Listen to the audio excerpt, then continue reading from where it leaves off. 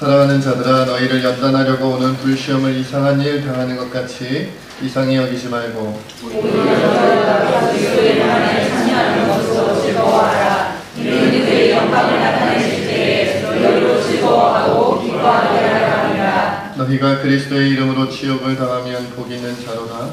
영광의 영 곧 하나님의 영이 너희 위에 계심이라. 너희 중에 누구든지 살인이나 도둑질이나 악행이나 난리를 간섭하는 자로 바람을 받지 말라니와. 만일 그리스도인으로 고난을 받으면 부끄러워하지 말고 도리어 그 이름으로 하나님께 영광을 돌리라. 하나님의 집에서 심판을 시작할 때가 되었나니 만일 우리에게 먼저 하면 하나님의 복음을 순종하지 아니하는 자들의 그 마지막은 어떠하며. 또 의인이 겨우 구원을 받으면 경건하지 아니한 자와 죄인은 어디에 서리요. 그러므로 하나님의 뜻대로 고난을 받는 자들은 또한 선을 행하는 가운데 그 영혼을 일부신 상주님께 의탁할지어다. 아멘. 기도하겠습니다. 하나님, 오늘도 참으로 연약하고 부족한 자가 오직 주의 대로 하나님 말씀을 전합니다. 이 진리의 말씀 힘있고 능력있게 전할 수 있도록 성령께서 충만히 역사하여 주옵소서. 아버지, 참으로 시대가 어두워져 가고 박해져 가는 것을 봅니다. 이 시대에 하나님, 우리에게 하나님께서 친히 들려주시고자 하는 그 말씀 그대로 들려주옵소서. 듣고 순종하며 깨닫는 우리가 되게 하여 주옵소서. 감사하며 예수님의 이름으로 기도하옵나이다. 아멘. 지난 2013년도에 기독교계의 책이 한 권 발간이 돼서 많은 목사님들과 또 교계 지도자들에게 하나의 작은 충격이 있었던 책이 있었습니다. 그것은 이제 2020-2040 2020년, 2040년인 거죠. 한국교회 미래의 지도라는 그러한 책이 있었습니다. 그러니까 한국교회 미래학을 보고하는 그런 보고서와 같은 그런 책이었는데, 올해 다시 2020-2040 한국교회 미래 지도 2 2편이죠. 2편 속편이 나왔습니다. 네. 기쁘시죠? 네. 네, 기쁘시겠습니다. 이 책은 뭐 제가 책을 소개하고자 하는 것은 아니고, 그 책의 내용 가운데 우리가 좀 함께 나누면 좋겠다라는 내용들이 있어서 여러분과 함께 나누려고 합니다. 이 책의 주요 내용들을 보면 한국교회가 지금처럼 간다면 2028년부터 대위기를 겪게 될 것인데, 2050년경이 되면 한국 개신교의 숫자는 한 300만 명에서 400만 명 정도로 줄어들 것이다 라고 이렇게 전망하고 있습니다. 이것은 말하자면 지금 한국교회 성도들의 2분의 1에서 3분의 1 정도가 되는 겁니다. 충격적이시죠? 굉장히 충격을 받으시네요. 굉장히 많이 줄어든다는 거죠. 그러니까 여러분들이 보고 있는 교회 주변 분들이 3분의 1 혹은 2분의 1 정도로 숫자가 감소한다는 거죠. 그리고 교육부서는 전체 기독교의 5에서 10%로 줄어들 것이며, 한국 교회의 주력 세대는 70대와 80대가 될 것이라고 합니다. 그러니까 교회에서 일을 할 만한 주력 세대가 70대와 80대가 된다는 거예요. 60대는 어려서 못하는 거죠.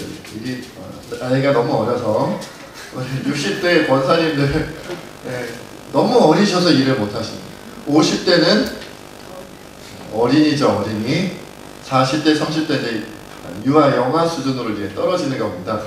많이 배워야 되는, 제 얘기가 아닙니다. 제가 자주 말씀드립니다만은 한국교회 미래 전문가들이 얘기를 하는 거예요.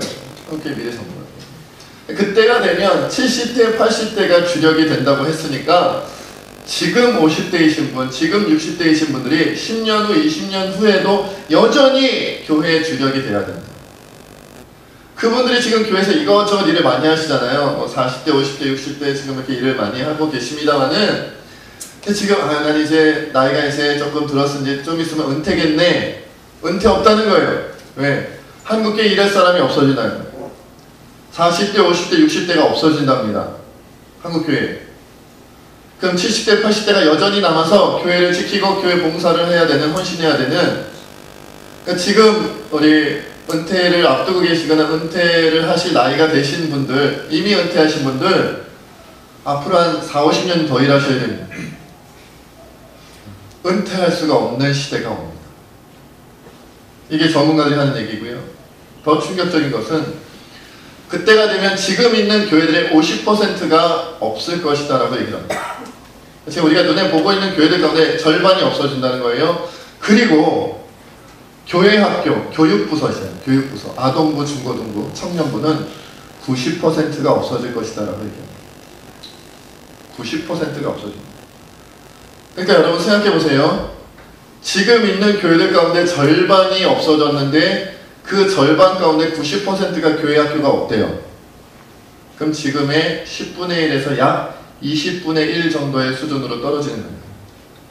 잘 들으셔야 됩니다. 10%의 교회 학교가 없어지는 게 아니고요. 90%가 없어지는 거예요. 90%.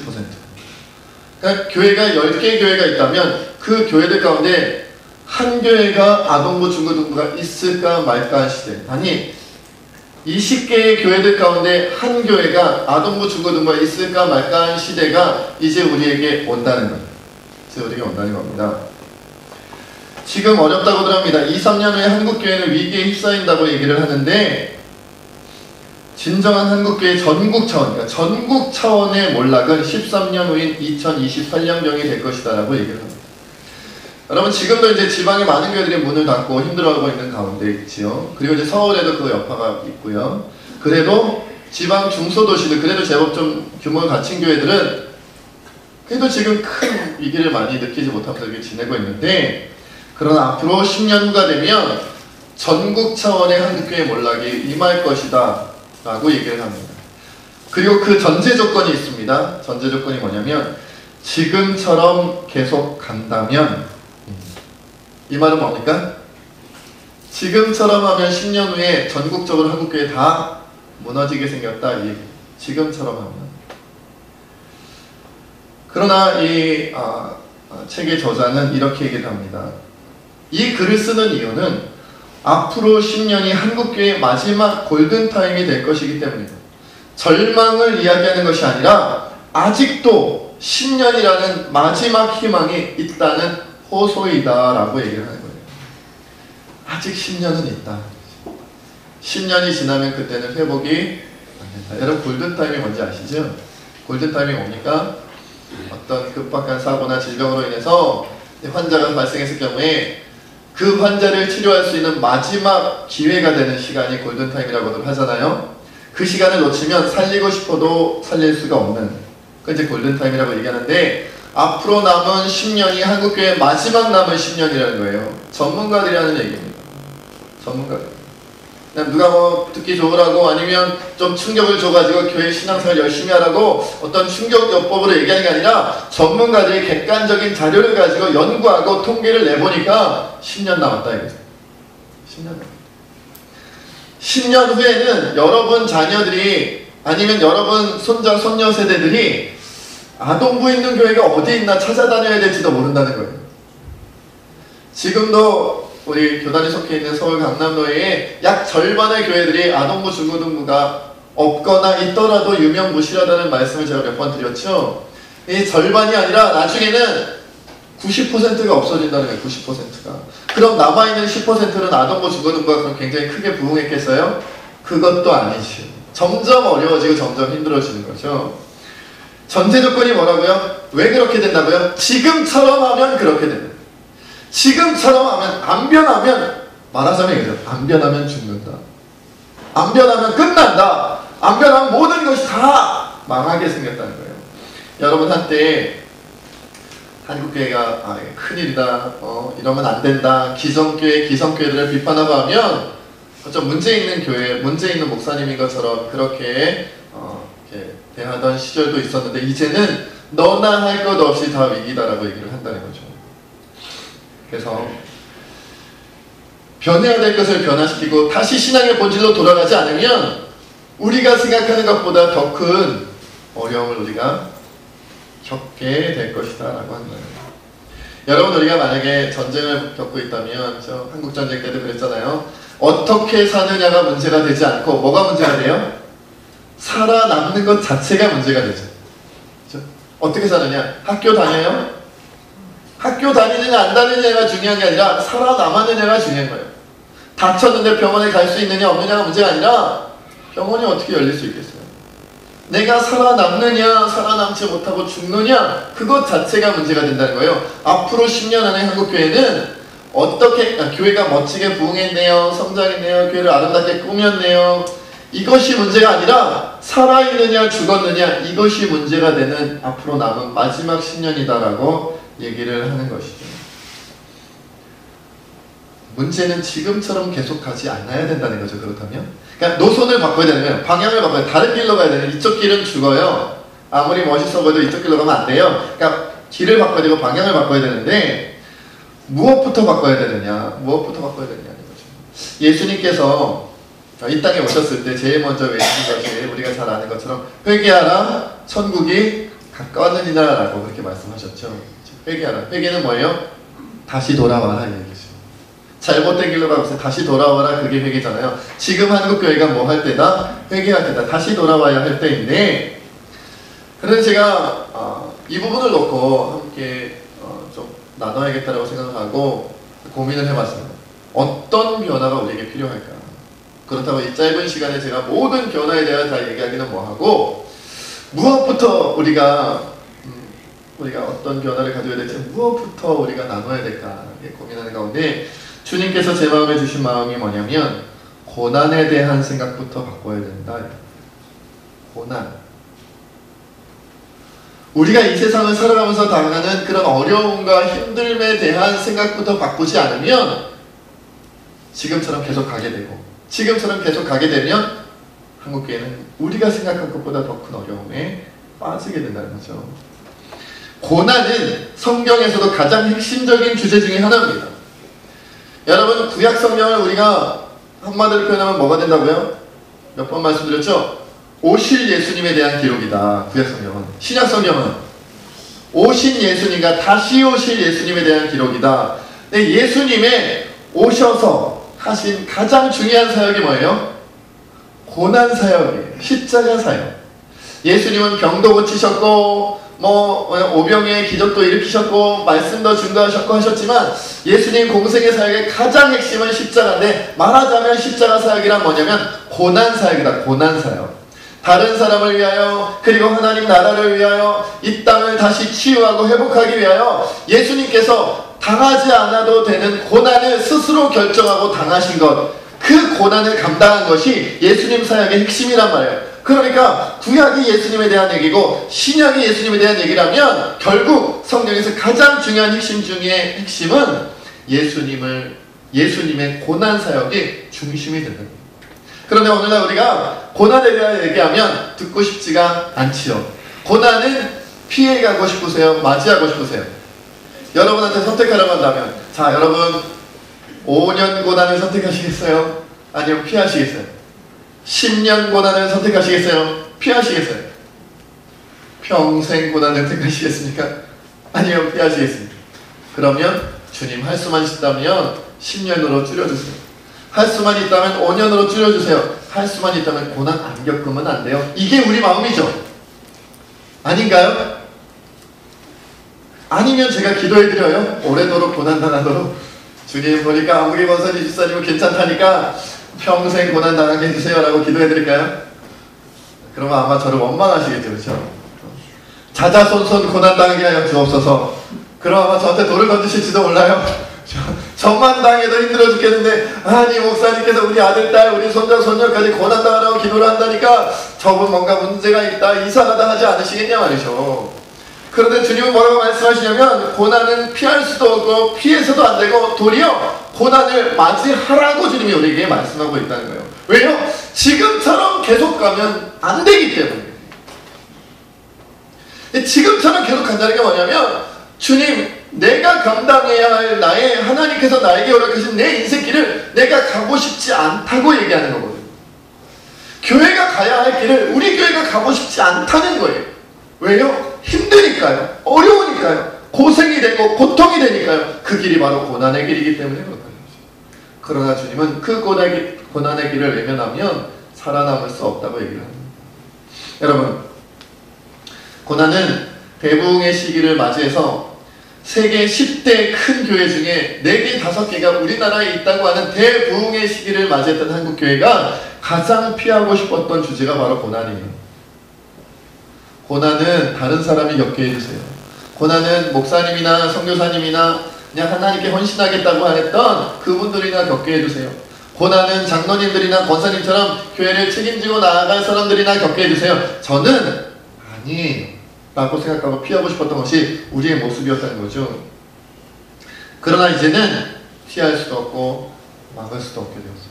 이미 너무 우리가 고난 속으로 너무 많이 깊이 들어왔고 이제는 고난을 피한다면 우리가 도리어 사망으로 갈 수밖에 없는 그런 위기 가운데 우리가 있다는 거죠.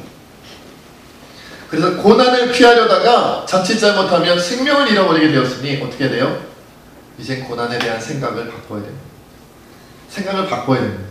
살고 싶으면 바꿔야 돼요. 살아남고 싶으면 바꿔야 돼요. 내 자녀를 살리고 싶으면 바꿔야 돼요.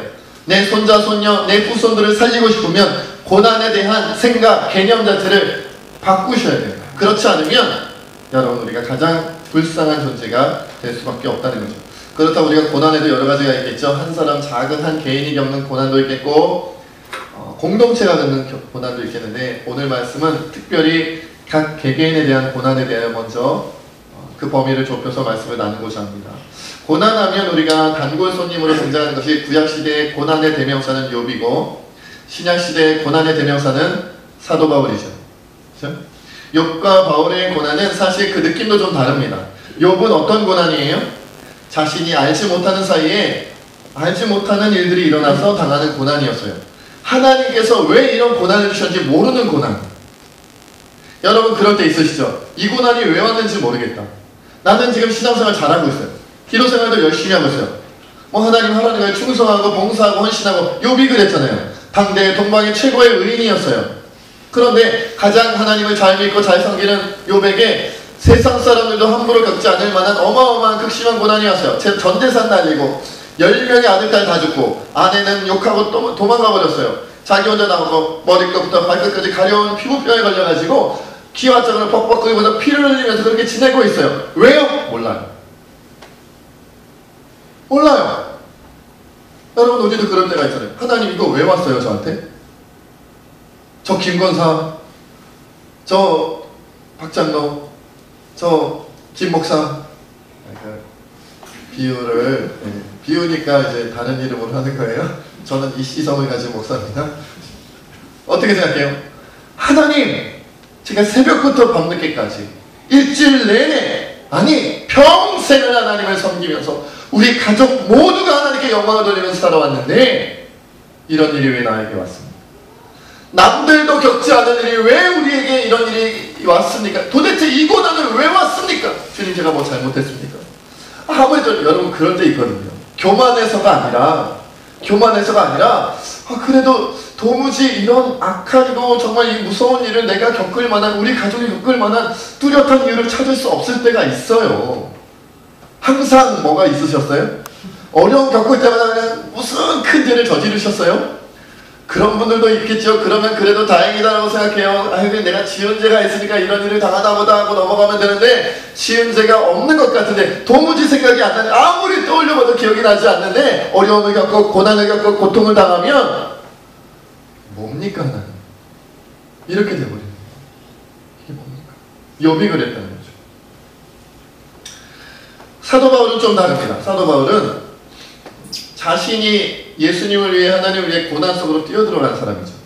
그러니까 내가 왜 고난당하는지 어떻게 고난당하는지를 대충 알았던 사람이에요.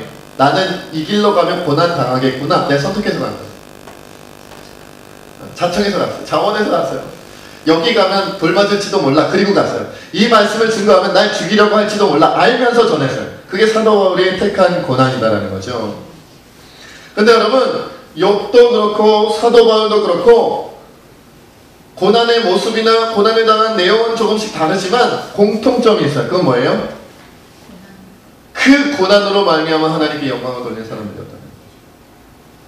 여러분 욥은요 어떻게 했는지 아시죠? 욥이 이랬어요. 고난을 당했을 때 욥이 일어나 겉옷을 찢고 머리털을 밀고 땅에 엎드려 예배하며 이르되 내가 모태에서 알몸으로 나왔사온즉 또한 알몸이 그리로 돌아가올지라. 주시니도 여호와시요 거두시니도 여호와시오니 여호와의 이름이 찬송을 받으실지니이다 하고 이 모든 일에 욥이 범죄하지 아니하고 하나님을 향하여 원망하지 아니하였다라고 고백하고 있어요.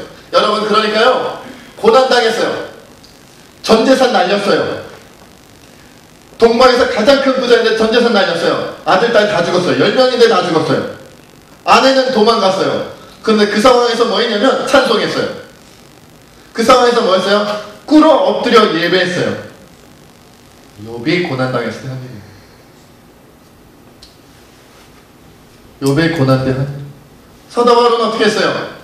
고린도후서 12장 10절에 보니까요, 스스로 고난 속으로 뛰어들어가서 아니나 다를까 고난당하면서 이렇게 고백했어요. 그러므로 내가 그리스도를 위하여 약한 것들과 능력과 궁핍과 박해와 곤고를 기뻐하노니 이는 내가 약한 그때의 강함이니라. 고난받는 것, 궁핍한 것, 배고프고 아프고 맞고 당하는 것, 내가 약한 것, 이것을 내가 기뻐한다. 하나님께서 나와 함께 하시는, 내가 오히려 이 속에서 강해진다라고 고백하고 찬양했어요. 고난이 왔는데 욥도 하나님을 찬양하고, 고난이 왔는데 사도 바울도 하나님을 찬양해요. 내가 알게 당하든 모르게 당하든 고난이 오면 그들은 찬양했어요. 그들은 찬양하고 예배드렸어요. 하나님께 영광을 돌렸어요. 여러분, 어쩔 때는 내가 모르게 고난이 오고 어쩔 때는 내가 선택하죠. 하나님을 위해 이 일을 해야겠는데 이 일을 하면 난 힘들겠구나, 난 어렵겠구나, 우리 가족 힘들겠구나 아는데도 뛰어드는 경우도 있고, 도무지 이 일이 나한테 왜 왔는지 모르는 경우도 있어요. 이렇든 저렇든, 이런 내용이든 저런 내용이든 아픔이 오고 상처가 오고 고난이 오고 고통이 오면 그들은 뭐 했냐면 찬양하고 예배했어요. 이것이 고난을 복으로 은혜로 바꾼 사람들의 모습이에요.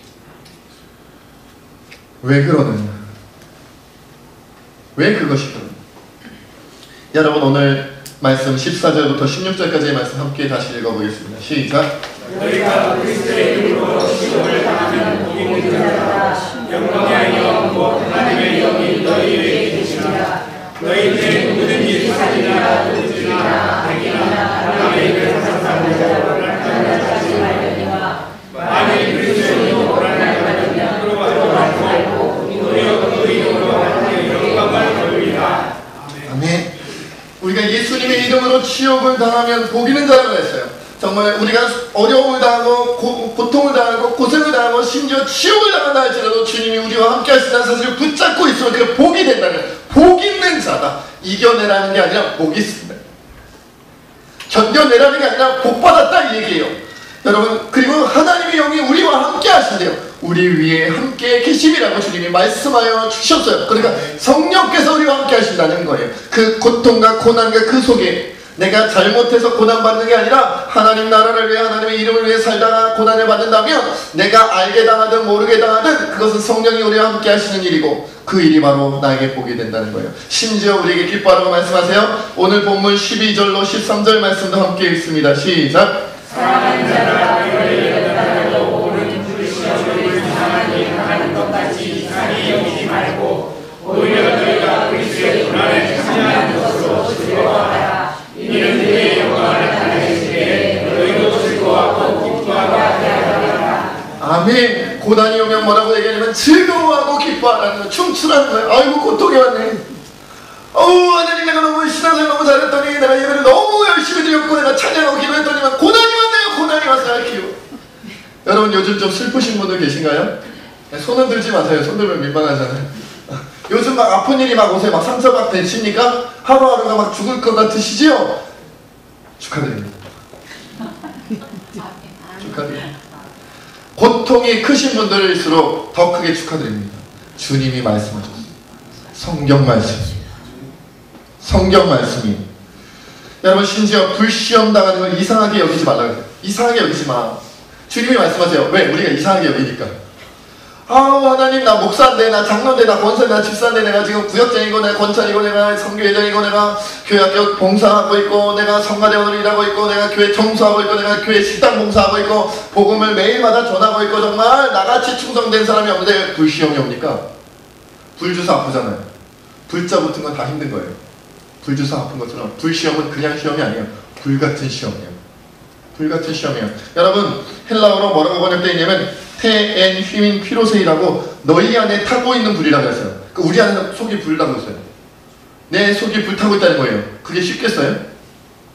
불시험이냐 내 속에 불이 붙은 것 같은 시험이에요. 타들어가는 시험이에요. 속이 타고 있는 거예요. 우리가 자주 하는 얘기죠. 내 속이 탔나? 이게 불시험이에요. 속이 타는 것 같은, 불 붙어서 타는 것 같은. 심지어 이 표현은 어디에도 쓰였냐면요, 소돔성이 파괴되는 유황불이 떨어지잖아요. 그때도 이 단어가 쓰였다. 한 도시를 멸망시킬 만한 불. 그리고 계시록 18장에 보면 바벨론 성을 멸망시키는 불로도 이 불이 쓰여요. 그러니까 불시험이라는 것은 작은 시험이 아니고요, 한 도시를, 한 마을을, 한 나라를, 한 국가를 삼켜버릴 만큼 무시무시한 불이에요. 이 불이 내 안에 타는 거예요. 여러분, 한 나라를 날려버릴 만한 불이 내 안에 타고 있어요. 따뜻하시겠죠? 아유, 따뜻해. 겨울에 추운데 그냥 난방이 필요 없는데 내 속이 불타요. 그냥 내 속이 다 타버리네. 그냥 얼마나 좋아요. 세상에서 나는 도대체 욥처럼 이 불이 왜 내 안에 들어왔는지 모르겠는데 내 안에 이 불이 들어가니까 다 타버리네. 나 속이 다 타버리네. 그리고 때로는 하나님을 위해서 이 일을 누군가 감당해야 되는데 김집사도 싫다 그러고 박장사도 싫다 그러고 김목사도 싫다 그러고 다 싫어하니 누군가는 이 일을 감당해야 되는데 아무도 감당할 수 없다면 내가 그 불 속으로 들어가야겠다. 타버릴 줄 알고 들어가는, 이렇든 저렇든 이 불시험은 사람이 겪어서 이겨낼 만한 시험이 못 되는 거예요. 그것이 불시험이에요. 사람이 들어가서 그 불이 타버리면 내가 이겨낼 수 있을 만한 힘이 없어요.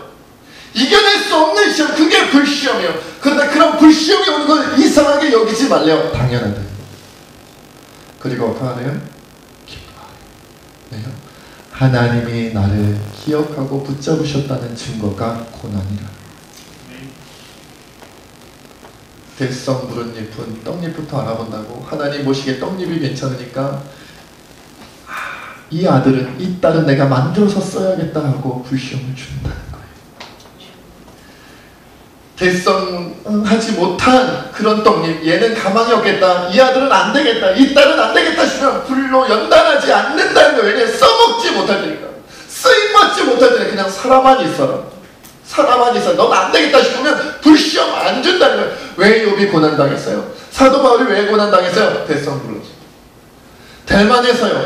쓰임받을만해서요. 하나님 쓰실만해서요. 그래서 불시험이 오는 거예요. 연단을 하시는 거예요. 쓸만하구나. 이 정도 아이라면, 이 정도 자녀라면, 이 정도의 사람이라면 이렇게 하나님께 헌신할 수 있고 준비될 수 있다면 내가 만들었어야겠다.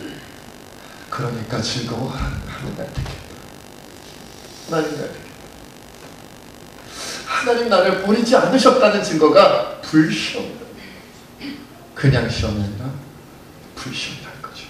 여러분, 성경은요, 고난이 없는 영광은 없다 그랬어요. 성경은요, 고난이 없는 축복도 없다 그랬어요. 로마서 8장 17절로 18절에 보면 자녀이면 또한 상속자고 하나님의 상속자요 그리스도와 함께한 상속자니 우리가 그와 함께 영광을 받기 위하여 고난도 함께 받아야 할 것입니다.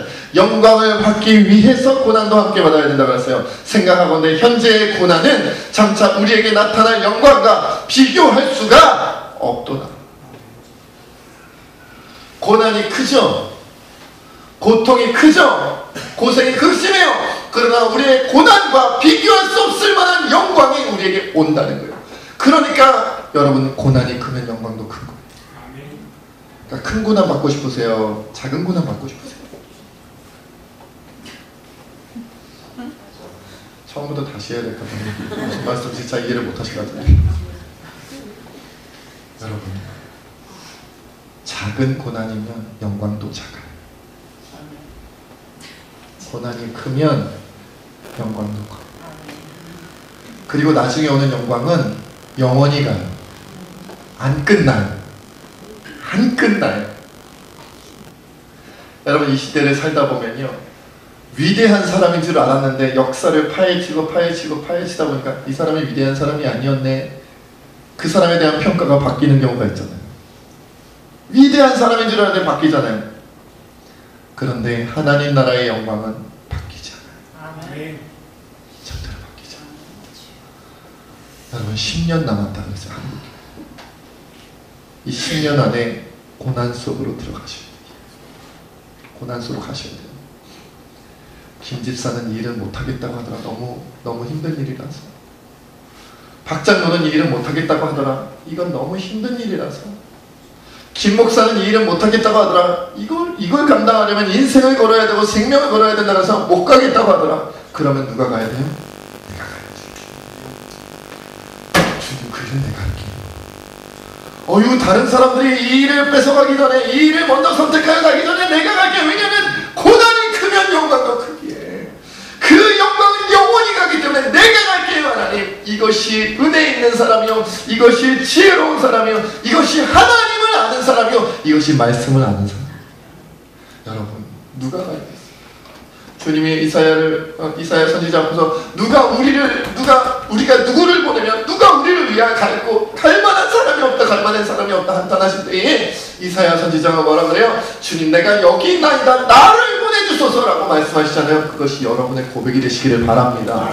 교회 안에서 어려운 일 있잖아요. 가정 안에서 어려운 일 있잖아요. 이 나라 이 민족 가운데도 어려운 일 있죠. 세계 열방을 돌아보면, 여러분, 우리가 시리아에 대해서 들었잖아요. 그 얼마나 극심한 어려운 고통 속에 빠져 있어요. 아무도 일을 감당하지 못하겠다, 아무도 이곳은 가지 못하겠다, 이 일은 아무도 이것은 감당할 만한 사람이 없다고 할 때 누가 가야 되고, 누가 해야 되고, 누가 기도해야 돼요? 우리가요. 복 받고 싶은 사람이요, 영광 받고 싶은 사람이요. 제가 늘 말씀드리지, 저는 욕심이 어마어마하게 많은 사람이에요.